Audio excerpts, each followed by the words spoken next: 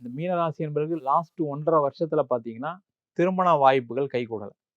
வரன் பார்த்திருப்பாங்க, செஞ்சிருப்பாங்க. கடைசியில என்ன ஆகும்னா, பொண்ணு பிடிக்கல, பையன் பிடிக்கலன்ற பிரச்சனை வந்திருக்கும். சில பேருக்கு பார்த்தீங்கன்னா, திருமணம் எல்லாம் ஃபிக்ஸ் ஆயி மண்டபம்லாம் புக் பண்ணதுக்கப்புறம் திருமணம் நின்னு போனவங்கலாம் நெறைய பேர் இருக்காங்க.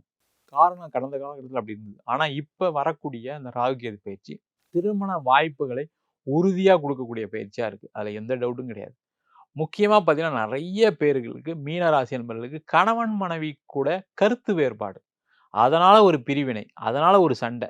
மீன ராசிக்கு ராசியிலே ராகு கடந்த காலகட்டத்தில இருந்தனால என்ன ஆயிருக்கும்னா, வேலை போயிருக்கும். அதனால மனைவி கிட்ட சண்டை, கணவர்கிட்ட சண்டை. இல்ல அவங்க மனைவி மூலியமா ஏதாவது ஒரு கடன் வந்திருக்கும். அதனால கணவன், மனைவி உறவுல பிரச்சனைகள் இருந்திருக்கும்.